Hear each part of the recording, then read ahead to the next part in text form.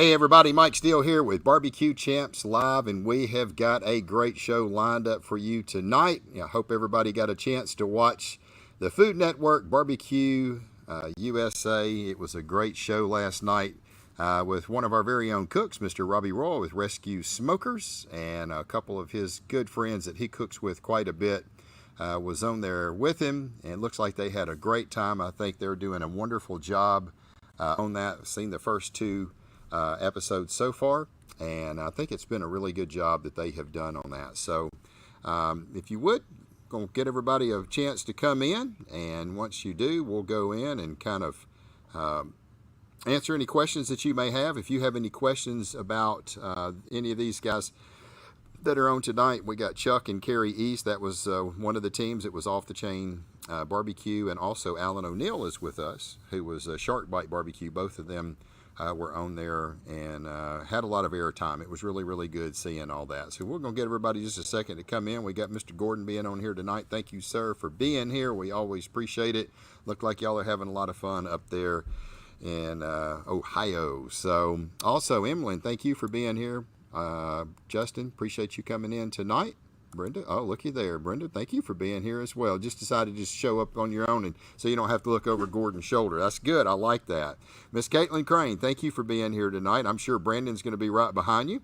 And yeah, we are looking forward to the show tonight as well.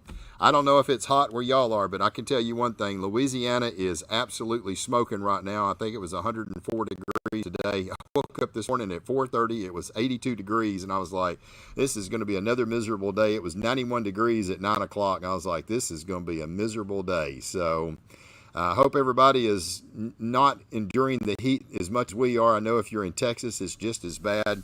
If you're outside in this mess, make sure you stay hydrated and drink a lot of water, because it is absolutely brutal. John, thank you for being with us tonight. We always appreciate you being here. And, man, where's everybody at? Usually we have 30, 40 people known by now. So maybe they're running late.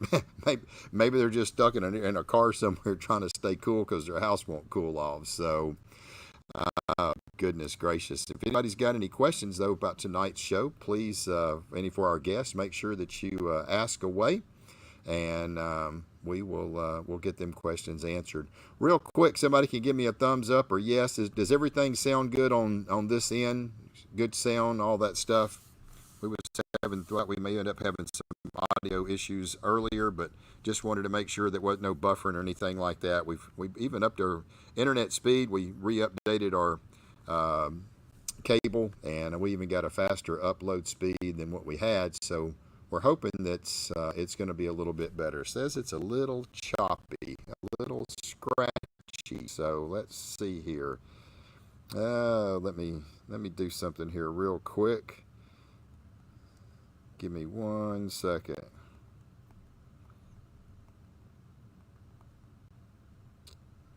Okay.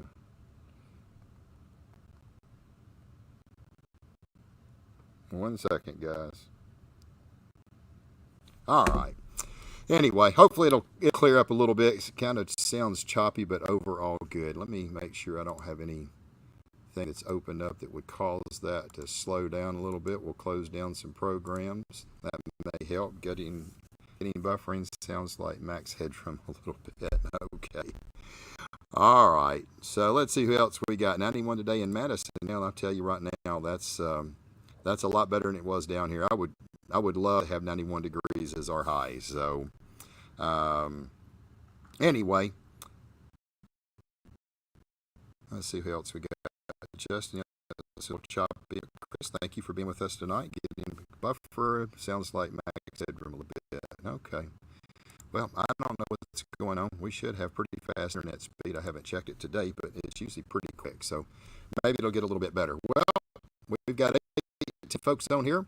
And Bear, thank you for being here. We're going to go ahead and announce partners real quick, as we always do at the beginning of the show. And then we're going to get right into it. We certainly want to thank all of our fine folks, our good friends at Prairie Fresh. I know a lot of you have been asking me about where I get ribs. That is a great place, or it's a great rib. You can get them at Raider Red Meat in Lubbock, Texas. Raider Red Meats, fast shipping. They overnight stuff to you and got really good rates as well. Lone Star Barbecue Pro Shop, Mr. Brian Crawford, and all the great products that he has. Texas Select Seasoning, Mr. Wild Bill. David with Gunter Wilhelm Knives, some of the absolute best knives I've ever come across. Make sure you check them out as well. Also, Dustin Stanley at the barbecue store. We appreciate him. And all queued up, Mr. John Lindsay, along with Gail down at Daigle's Barbecue Sauce in South Louisiana. I think she's down by the Lafayette area. We do appreciate all of their support that they have shown us over the last 3 years. JB, thank you for being here as well, buddy. Well, I think it's time to get this deal rolling. We've got folks in here, and we're going to bring in Mr. Robby first. Let me get over here. Mr. Terry Roan, I see you just popped in here, so let's get started. Kick it off with Mr. Robby Royal. Hello, Mr. Robby. How are you doing? Hey, Mike, we're doing great. And you? I'm doing good. And I see you have with you Mr. Alan O'Neill with Shark Bite Barbecue as well. Alan, how are you doing, sir? Better than I deserve, sir. How about you? I'm doing good. I appreciate you taking some time out to hang out with us tonight and see if we can get a few folks interested in here. It was good seeing you on the show last night. The BBQ USA is I think the Food Network with BBQ USA is doing a really good job with the production of that. I've kind of got a little bit of experience in that behind the scenes with it. And they're doing a really, really good job. I think Michael's doing a great job going around interviewing, explaining everything pretty well. So want to go ahead and bring in the other guest that we have tonight. And this is Chuck and Carrie East with Off the Chain Barbecue. I tell you what, y'all look like y'all had a pretty good outing on the show. Chuck, Carrie, thank you for being here. Thanks, Mike. Good to be here. Good to be here. Yeah. So I just want to kind of kick it off. You know, Robby, you've got a little bit of experience in this with Barbecue Pitmaster. You was the season 5 winner of Barbecue Pitmaster. I think you runnered up and lost by what, wasn't it like 1/10 of a point or something in season 4? It was so close. And just had to come back one more time and, came back the second time and just laid it all out there and won. So you've got a little experience, a couple years on Barbecue Pitmaster. What's your thoughts the way that this was shot and the production of it? It seemed to me it had the feel of like the original Barbecue Pitmasters. What you say? Yeah, I agree. I think the first year or two, when you had Myron, Tuffy, Johnny Trigg, Jamie Gear, and them guys filming, that's where it seemed like to me it was a lot of fun because we just got to do our normal thing. We never had to stop and show this or show that. We did our thing, trimming meats, injecting meats, rubbing meats, cooking. And if they wanted to see it, they were there. We would give each one of the teams that were the main focus in the show, which a lot of folks got some airtime too, like with Alan and Lisa taking 4th place Loin just ahead of me taking 5th. Normally our 2 scores make finals and they didn't because there's 3 600s in Loin. Chuck and Carrie being one of them, they like to show off a lot. But I really love the way that the show was laid out. I think you got to see truly what's happening in our cook trailers, like the original Barbecue Pitmasters. Before it was just 2 or 3 teams competing against each other. And Michael Simon did an awesome job. Somebody that's he loves barbecue. He has a barbecue restaurant. And somebody that knows a little bit about barbecue that's in there going around kind of like you do with us on our BBQ Champs classes and just asking those questions or tasting the food or saying, oh, you're doing this. I know he picked up a lot of tricks and he offered a lot of little tips that you didn't hear on the show last night. Man, a couple of those tips are pretty cool. So I really enjoyed it. And I thought the show came across really well. I enjoyed watching the first episode with Joe Pierce. He won on that first episode, and that's who I actually beat in Barbecue Pitmaster season 5. So right. He's come a long ways since his rookie year. And but I love the way the show went. I love the way the airing went last night. Brian Griffis, who won the grand championship last night, Flying Pig, he would have been great to be on the show as a focal team. I knew he was one of those. I mean, you had 20 teams that could easily win the grand in that contest, that Tipton Rhythm and Ribs on Barbecue USA last night. And proud of him. And he's a heck of a cook. The very next week, I won grand and he took reserve. So you don't ever know. And he's he's a hot team, just like Chuck and Carrie. Chuck and Carrie's the best duo in barbecue in the state of Georgia for sure, if not the Southeast right now. Yeah, they definitely been talking it up, and putting it out. So let's switch over to them real quick. So, Chuck, I mean, husband wife team that cooks. Y'all don't cook separately. I noticed y'all were cooking together. So let's just get a little bit of background. I know who Robby is. He's been on the show several times. He's one of our guys on BBQ Pitmaster. So how did you get started, Chuck, into barbecue? When you growing up, did you have an influencer, a mom, a dad, an aunt, uncle? Did you like to barbecue as young, and then as things progressed, how did you get into competition barbecue? Well, I've been cooking whole hogs with my uncles and my dad and grandfather for years, and had a friend that I met through my son and his son wrestling in the high school, and wanted a hog cook for a birthday, and we did that for a few years. And as a Christmas present, he gave me and another friend a judging class for the Georgia Barbecue Association, and we started judging and decided to cook a couple contests here and there at the local contest. And after that, it just became an addiction that we just kind of went head in. I started judging, and then Carrie took the judging class, and so we started judging together for a while. And after we judged for a while, we those two contests close by, within like 20 miles of the house, and it's really addictive barbecue. So we just started cooking more and more. And I took Robby's class, I believe, about 2017. Took it by myself, and I guess it's maybe 2 classes later, Carrie came on and took it, and I guess I think it's a running joke, but they say that we didn't start doing good until she took the class. But Robby may have showed her a little extra stuff. You can't ever tell. So been fortunate enough to help him in a few classes teaching, and I learned something every class. It's a lot of information to learn. Yeah, it really is. It's a lot of stuff. That's, if you take the in-person class, you can only retain, I think, maybe 40% of what you see in that class. And I've got a lot of people now that have bought our online classes, and they're just like, it's the learning curve is so much better because I don't ever have to worry about forgetting something. It's there. So would you say, obviously you took the class, now you've helped Robby 3 or 4 times with him cooking the class. Are you learning each time a little bit more about what he did because you've taken it over and over and you're seeing the process? Yes, every class I think I ask him, did you teach that last class? He'll say, yeah. I said, well, I missed it because it's a lot of information. Yeah. So, Carrie, have you jumped out there and showed Chuck a thing or two about how to do it right? Yes, of course. Well, I noticed he kept reaching over. So what do you think? Does it taste good? So, I mean, I think it was Loin or one of them, like, oh man, that is money. And I was like, she must be the taste tester. So with loin, I taste loin always. And I have a good palate for loin. And if I know it tastes good, I'll say it tastes like money 9 times out of 10. It's final or get a high call. Well, that's pretty good. Worked out that way.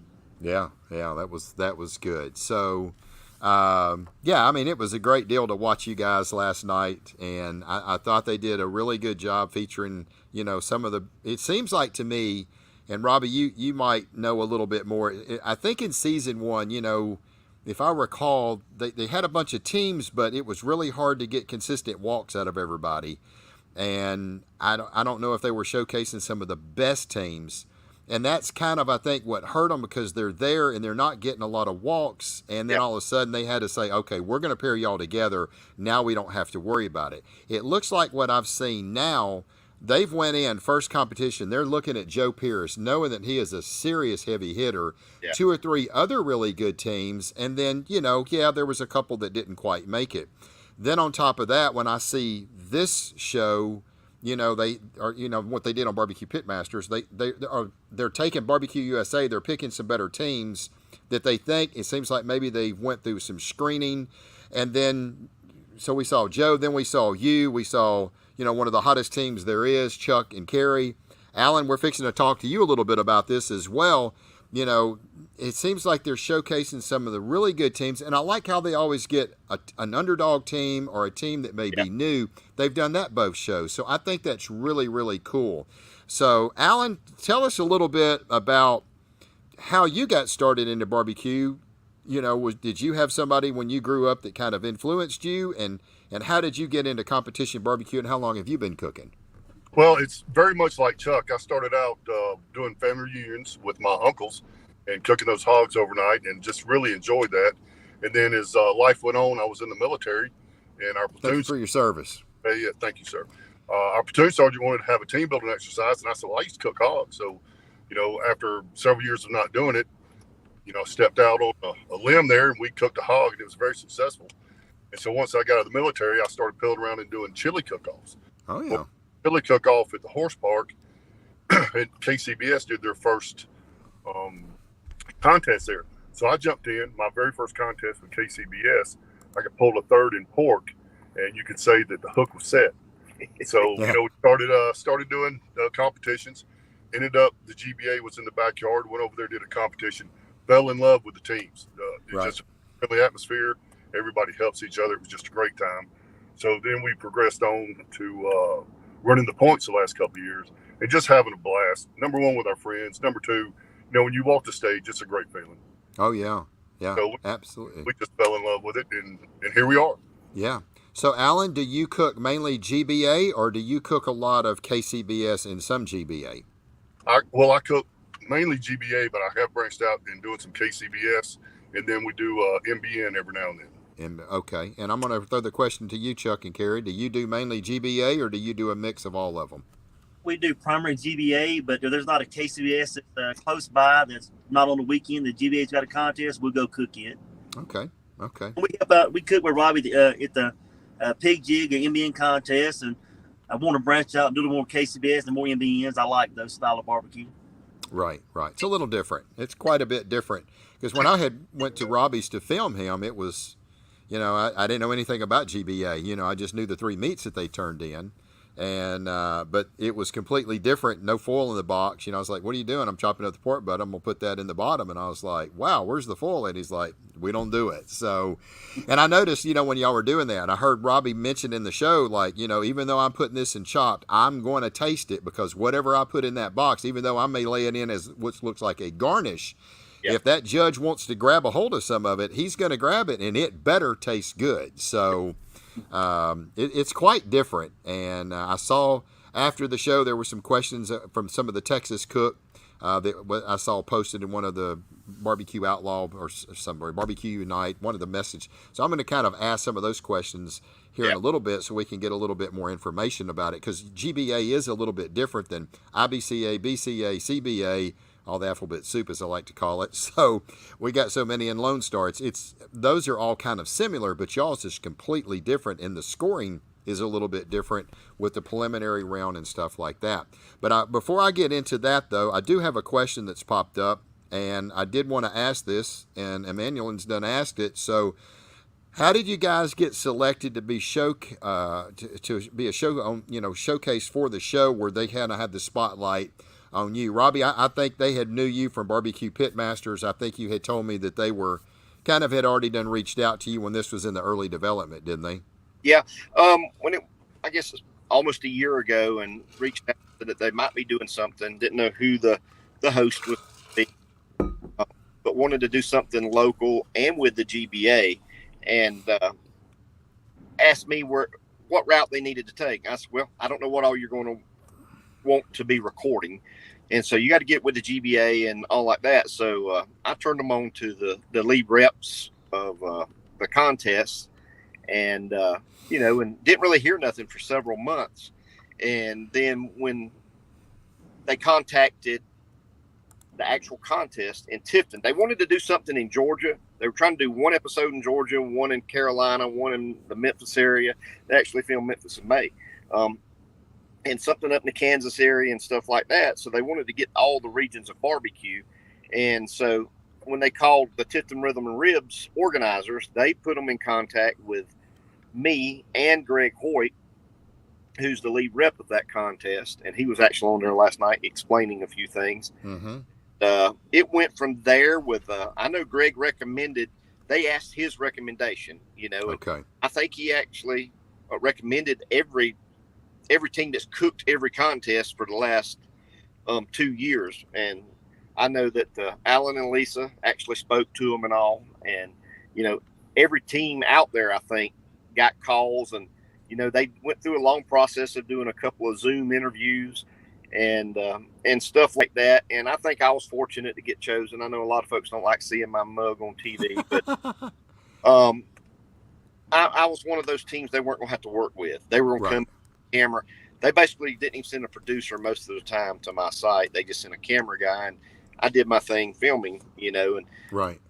And when Michael would come in there, it was a lot of fun, and then him asking me about the teams, who to look out for. I said a bunch of teams. They only put the 2 or 3 that aired, but I mentioned several of the teams, including Alan and Lisa, including Hot Ash Q, including 319Q, Big Butts Barbecue, all amazing teams.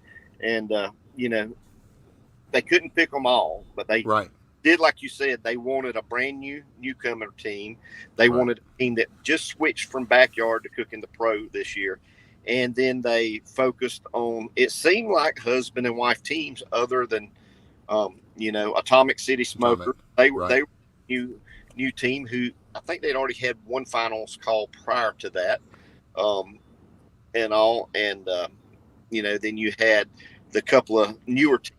And it was exciting to see it come together like that and see basically all of those guys get a call that were focal teams. But what I like to brag about, and Michael Simon and I discussed it, is 8 of the 9 finalists were either me or had taken one of my cook schools, and that's exciting for me. Yeah. And and it's like, at the end, Michael, you didn't actually see it, but when he interviewed Stephanie and I and Ford, he said, I know you. I said, no, I'm not disappointed. We were 4th overall, with 2 good calls. And it's great because there's nothing like the GBA family and seeing them get a call. I'm the first person to go shake folks' hands. Alan got a reserve grand a few months ago, and he's pissed off because he didn't get a good rib call. But he got a rib call. He just wasn't in the top 3, and he was pissed off because where did you wind up in those ribs? 5th. He went up 5th in ribs, and he was pissed about the ribs. Well, I know he's one of only 2 teams that's gotten 3 calls. Right. We know Chuck and Carrie got 3 finals calls that day with 2 600s. And it was at the Dilly Dally, which is the same place the Pig Jig is. I walk over there, I'm shaking Alan's hand, and he doesn't even know what I'm shaking his hand for. I said, great call, great call. Chuck and Carrie won all 3 first that day, so we knew they had the grand championship. Right. I shake Alan's hand, and he don't even know. I turn around, walk away, and he's still pissed off on his phone. Next thing you know, he and Lisa get called for reserve grand. Wow. And I just want to make this point too. It's just like Chuck and Carrie. Alan was doing okay, but then Lisa came to my last class. That's right. And then they took their first reserve grand. So there you go. I was coming to the classes. There you go. That's awesome. All right. A wide variety of teams. And we all went through, I think if you made it past the first Zoom, they Zoomed you again. But man, it was a lot of work sending them photos, sending them pictures of your previous grand championships, giving them all then you had to lay out your entire schedule for them. And basically every time you're going to be doing something, even at 2:30 in the morning, they might pop a camera in there on you. Right. It was cool. So it was a lot of fun, and it was a very professional group of producers and camera folks and sound folks, and a lot of stuff. They get 60 hours between all the teams and the judging and stuff like. They get 60 hours video. They got to cut it to 42.5 minutes. A lot of stuff hits the cutting room floor. One thing I wish had made the show would definitely be Brian Griffis of Flying Pig. Them calling his grand champion. He made a couple of little cameos in there, but that's one thing I wish had happened. But that's part of life, I guess. Right. He is an amazing thing in his own right. I'll shut up now. Sorry. Yep. All right, Chuck. So let's hear about your screening process, how all that stuff went, what your thoughts were behind all that. Well, I was on a job site and got a call from one of the producers like, hey, we've been sending you emails. I'm like, oh, I didn't see them. So I checked my email for my off-the-chain barbecue. Right. they want us to do a Zoom call. So we started the first initial Zoom, and after that, we, like Robby said, we had to start sending photos, and went through a few more Zoom calls, and I guess it's about a month process, and they finally called us back and told us that we made the show. So Okay. it was a real fun process, a learning experience. Right.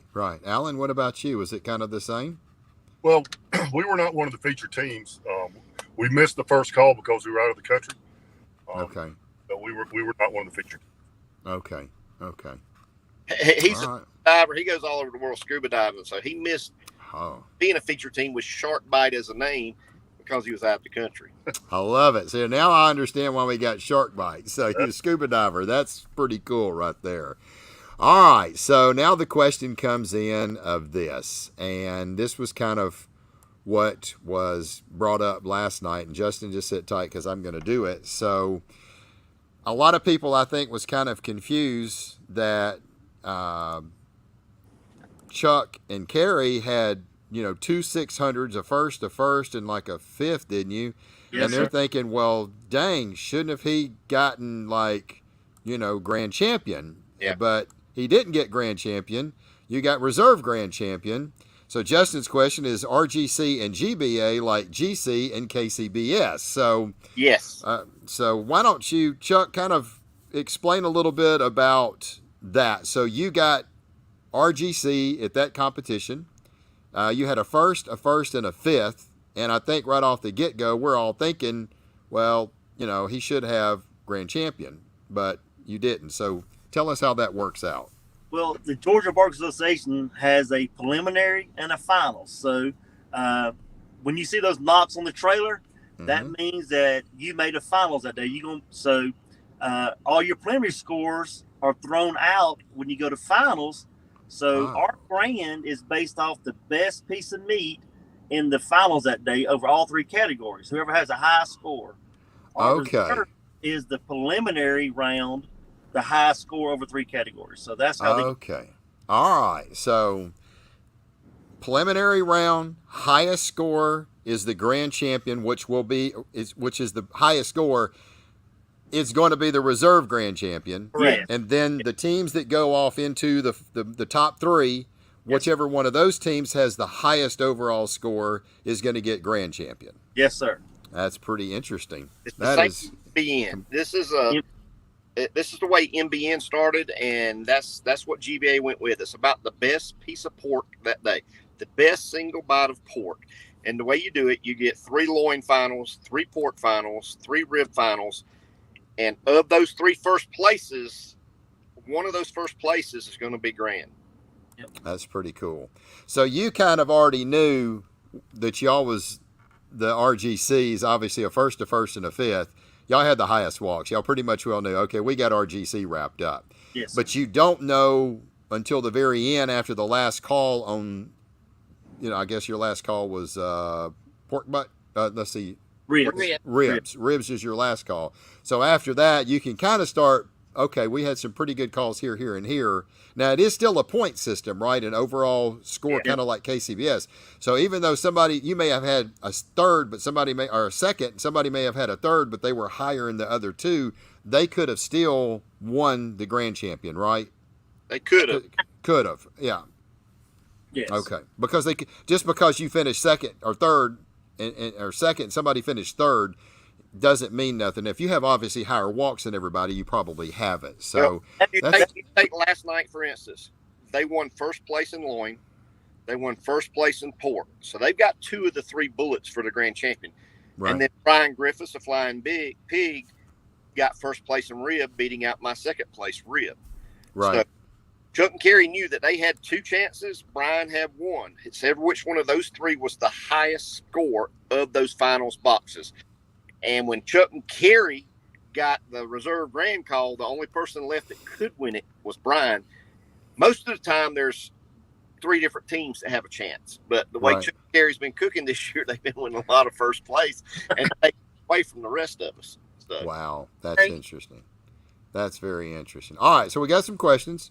Madwood Barbecue would like to know, let's see, don't know if it's been asked yet, But what's everyone's favorite thing to cook? So, Alan, we're going to start with you. Of your three meats, and I guess if you want to do hog, I mean, out of all the meats there is, brisket, ribs, pork butt, chicken, and hog, what's your favorite meat to cook? Well, I'm going to have to say that my favorite is brisket. I love cooking ribs, but there you go. My brisket come a long way in the last 4 or 5 years, and I'm starting to run with the big boys, and I want to get in there and get with them. There you go, brisket. That's for us this weekend up here in Galax. Okay, very good. All right, Chuck, what's your favorite meat protein to cook?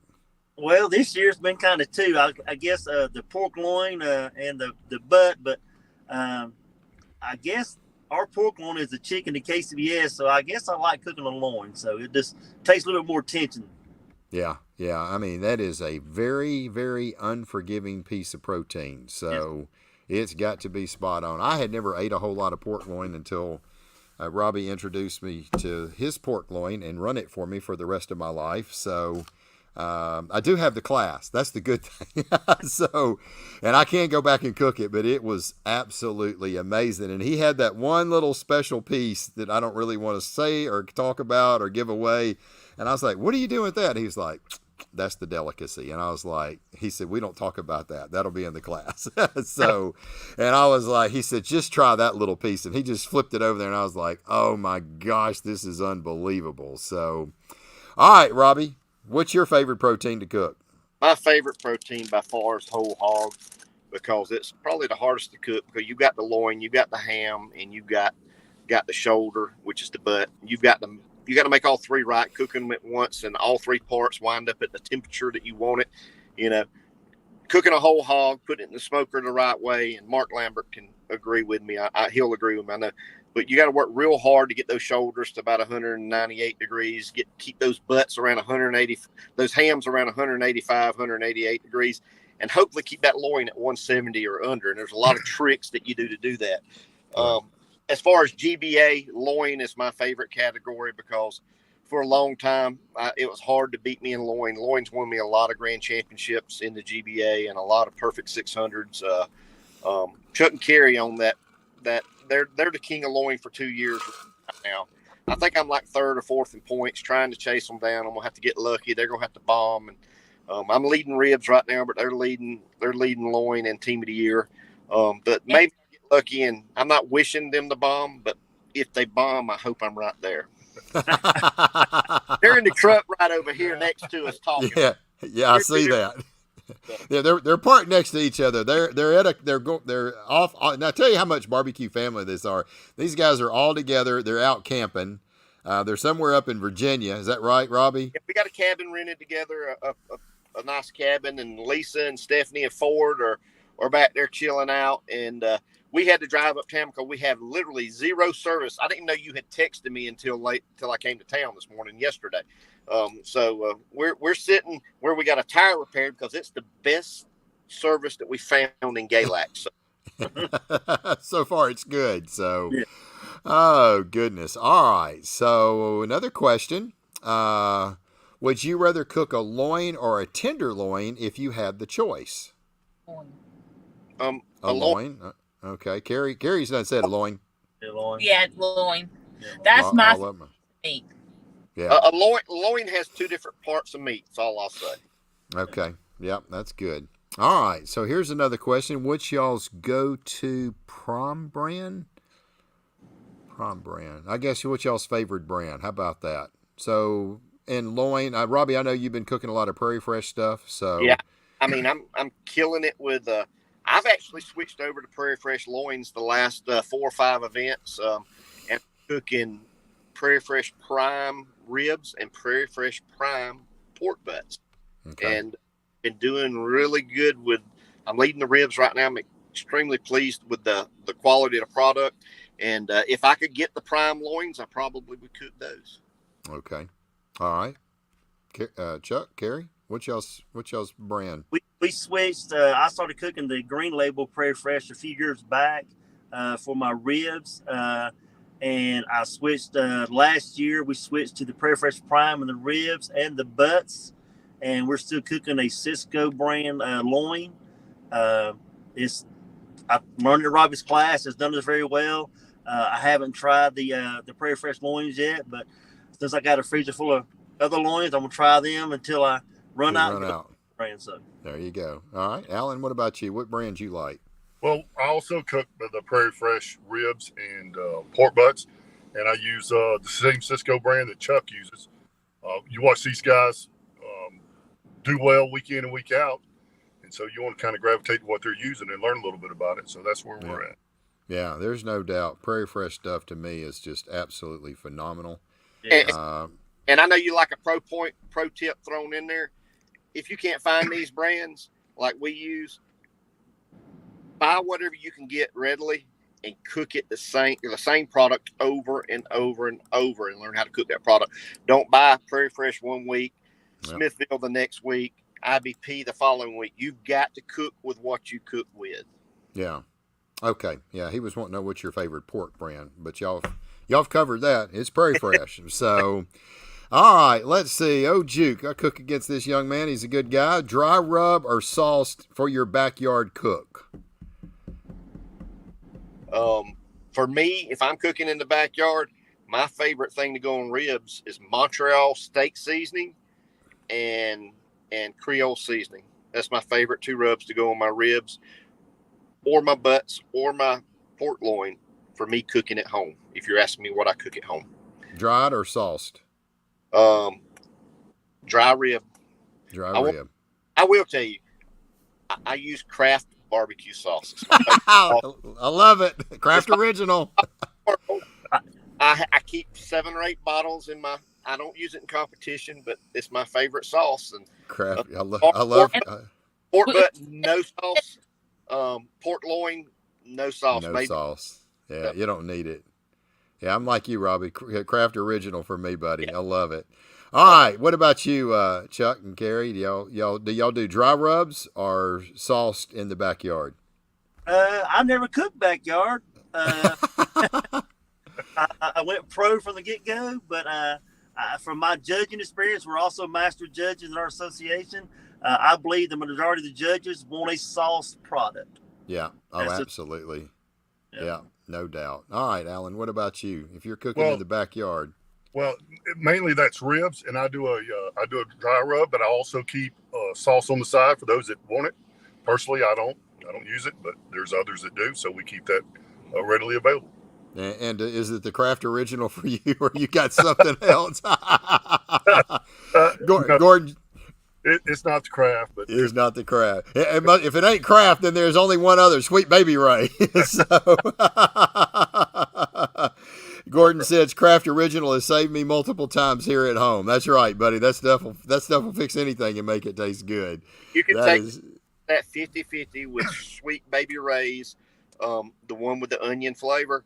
Yeah, and win your People's Choice a lot of times. Oh yeah, I mean, because that's the one thing about Sweet Baby Ray is it's just so freaking thick, and the good thing with Kraft, it waters it down, man. Yeah. It's the Sweet Baby Ray mixed with Kraft Original, and you can do well. And if you're cooking backyard comps, it's a good little blend until you want to experiment and cook with other sauces. Other sauces. Yep. So I got a question for y'all. Glazes on ribs. Do y'all use any kind of rib candies or rib glazes or anything like that? Me personally, there's in my sauce recipe, Mike. There's syrup in my sauce, so that's what brings the glaze to my sauces. But I do put a little bit of a sweet hot sauce on the back of my ribs to get a little bite. Yep. What about you? And my sauce, it's got a pretty sheen. So yeah, it's beautiful. Your sauce is unbelievable. All right, Chuck, what about you? Do y'all use any kind of rib candy or anything? Rib glazes? Yes, sir, I do. On my butts, I add some Texas pepper jelly with no peppers for that sheen on the butt. So there you go.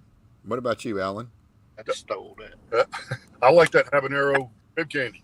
I'll rib put candy. Get their attention on that first bite. There you go. So we got one that's all sweet, no heat, and we got one that's going to light them up a little bit with some habanero. I love it. There's no perfect way to cook barbecue, right? It's just what you want to give the judge. You want a little bite, you got some bite. You want all sweet, you can give them that. cook trailer and not find some of Craig's products. Really. Yeah. Yeah. Has anybody got any other questions for these guys, man? We've been on a roll tonight, so it sounds like y'all had a lot of fun doing the show. Tell me a little bit, how was Michael Simon? Was it pretty cool to hang out with? Very, very humble. Found out that there's only like 6 days between his and Stephanie's birthday, which was a good conversation point for the two of them. He and the entire crew fell in love with my little boy Ford. Oh yeah. It was hard to keep him behind the producer's arms, and Michael fell in love with him. And the time that he took up with him, just talking to him and letting him hold his finger. I mean, I've watched a lot of Michael shows, and he's the person that he's always come across to be in real life. You know, Yeah. He's just a humble guy who's been truly, he'll tell you, he's been truly blessed to have the job that he has. And I had a blast, and I hope I get to work with him again one day. That's right. Yeah. Yeah. Chuck, same. Yes, sir. Same. I've followed him on Food Network for a long time. I love him as a chef, and he what you see on TV, he's a whole lot better when in real life. He is just a down to earth guy, know where he come from, and he's a very nice guy. I would love to work with him again someday. Yeah, that's really funny. He seems like he's just kind of down to earth, and I mean, he's a bad boy, man. I mean, he's a stinking Iron Chef, right? So I can only imagine some of the things he probably could have told you, but I mean, the guys, you have to be on another level when you start getting into that Iron Chef stuff, because I've watched so many of the Iron Chef programs and stuff like that, and especially all this Tournament of Champions that they've had. Man, this Brooke Wilson, man, she is just freaking a beast. Yes. Good gracious, that girl is amazing. So it's pretty cool to watch what those guys and gals can do. They are absolutely amazing. And the girls have just been slaying that Tournament of Champion deal. So, yeah, it seems like he's really down to earth. Let's see. It was a little funny that Michael Simon and producer went to wake up a team. Yeah, I saw that when he went over to the Atomic Cooker, and he's like, "Do you think we should wake these guys up?" You know, I was standing there. I was behind the camera guy, and Michael asked me. He said, "I said they're grown." I said, "It ain't my place. I don't know what time they want to get up. Their cooker was going off too, you know." And then I said, I assume they've got their clock set. And Michael said, "I'm just going to go wake them up." I wonder what would have happened if he didn't wake them up, and how well they would have done then. So it was funny how they tried to cover it up at the end. Yeah, we kind of had all that figured out. Yeah, I think Michael was like, "You're full of crap. If I didn't wake you up, y'all probably still been sleeping." So let's see. He was like 2 feet behind me at Ward's at Blairstown. Okay. Justin, let's see, didn't know who he was, though only had heard of the name. So, Justin, who are you talking about? You talking about Robby, or you talking about Michael Simon? Yeah, but it was really well put together. I thought he did a great job. I thought they did a really good job explaining it, like, you know, what y'all's rules were. They did a real good job with KCBS. They did a really good job of explaining what you're turning in and blah, blah, blah. And he did kind of explain the grand champion and the reserve grand champion. He said it at the end, so I kind of knew what the reserve grand champion was. I was like, okay, so, but I didn't realize it was a separate, you know, okay, preliminaries and then the finals, and that kind of really, you know, kind of makes it a little easier to understand. So okay. One of the things that if I have organizers call me and they're wanting to start up a first year event or something. Like when I did the Ashburn event, the Fire Ant Festival, your grand champion is the best piece of meat there that day, but your reserve champion is the best overall cook team there that day. You know, with their results. So there's lots of our organizers now that pay $2,000 for grand, $2,000 for RGC. So they're both in their own right, but in the GBA, it's just called the grand champion for that best piece of meat. And a lot of our contests pay even money for those two calls, you know, and that's because they want to pull the teams, and they understand what it means to be that reserve grand champion. So. Right. Oh, well, hello, Erica. Glad you're here. I tell you what, now you talk about a girl that is a beast cooking. That girl right there, I'm telling you, every time she throws that smoker down on the ground and she cooks on drums, she will tear you a new one. So don't invite her to Georgia, because she'll probably show up over there and she'll probably just roll out there and do good. She goes good everywhere she goes. She's amazing. So her husband's a great dishwasher from what I've heard. So.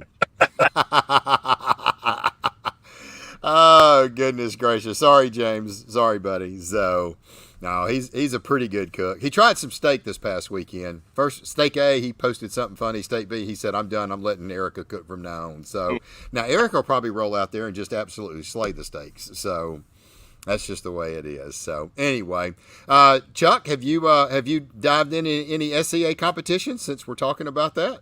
No, sir, I haven't. I thought about it, but I kind of stick to my roots and try to focus on those. So. There you go. Alan, what about you? Well, I would like to, but to be honest with you, the competition in the GBA is fierce. And you need to be concentrating on what you're doing and stick to your, or you'll find yourself way behind. Yeah, and the same thing with SCA. You think it's fierce there, man. These guys in this SCA, these guys are serious. I mean, I think if you cut them, they'll bleed steak. So they are absolutely unbelievable. So anyway, well, I tell you what, it's been a great, great show. Has anybody got any other questions for these guys and gals here? Been a good show. I tell you what, we really did enjoy it. I thought y'all did a great job. The entire show, I think, Chuck and Robby, with you two being parked next to each other, I think the back and forth banter was really a lot of fun. And I really liked it when they was walking over there, and it's pretty cool how the guys coming over there and beating on the trailer. That's I bet if you're sitting there, you're like, man, please let me hear that trailer thump. Yeah, I'm right opposite. Please don't let me hear him beat on Chuck and Carrie's. Yeah. Hey, that is so funny. Well, yeah, Gordon, now they said they're done with SCA. They don't even want to try it. They're going to stick with their roots in GBA and KCBS and stick into barbecue, because you start getting out of that and you get over there, you'll lose a step a little bit. And, man, you got to be on your game and these barbecue competitions nowadays. It is just unbelievable. So everybody's thinking it's been a good show tonight. I appreciate it, Justin. Thank you for being here. And I've really enjoyed it. I've really enjoyed the series. I don't know if they're going to be able to make a series where they can continue to do it. I hope they do. There's plenty of teams out there. They could roll back out the next year and, try to go find other teams and do it again. And there's plenty of barbecue competitions all over the United States. So there's a lot of good things that could be done with that. So anyway, well, I'm going to give all of you guys a chance to think if y'all have got any sponsors or anything like that. Chuck and Carrie, do y'all have any sponsors that y'all'd like to thank? Stump Smokers, best Gratty Fest smoker on the planet. Michael Trump with Oak Ridge Barbecue, hands down best. I mean, phenomenal rubs. You ain't tried them, you need to try them. Kenny Holland, that sharpening guy down in Florida, best. I mean, he needs a nice sharpening, give him a call. And Atlanta Barbecue Store there. Yeah. And Flame Balls. Flame Balls, yep. Yes, boy. Yep, absolutely. Alan, what about you, buddy? Well, the old saying, if you're not cooking on a Bubba, you're not cooking. So there's a shout out to Bubba Grills and the sharpening guy, and also Lava Lock. Okay, cool. Robby, what about you, man? Who you got? I've been cooking on Stump Smokers since 2006. They've won me a lot of money. So Stump Smokers, Thad Estes, Danny Morris, great company to be affiliated with. Mike Trump, Oak Ridge Barbecue, David Bosca, Butcher Barbecue Products, one of our barbecue champs, pit pastors, in his own right. And I utilize a lot of his product. I've been using his product for a lot of years. Mm-hmm. That sharpening guy for me also, Atlanta Barbecue Store. And, they get your stuff shipped out so quick, it's ridiculous. Ellen and Brian Jarvis are some good folks and amazing pit masters, so they know you need it quick when you order it. And who else? Barbecue Champs Academy. If you want to cut your learning curve, take your class, save you that money, no matter whose it is, state class, any of the pit masters, you won't regret it. Yeah, I appreciate it, Robby. And you know what? The thing is, if any of y'all are going to the American Royal and you've never cooked a lot of KCBS, we got some guys that will show you some classes. Yeah, you might can go to a live class, but you're only going to retain 40-50% of it at best. You can take these classes and watch them over and over and over, and I promise you, any of these guys are amazing. Heck, look at Corey Mikes. He goes back last year, first place brisket, now a 3-time world champion. Sterling Smith, same thing, just got up there, had some big, huge walks. I think he finished 3rd overall in the Invitational.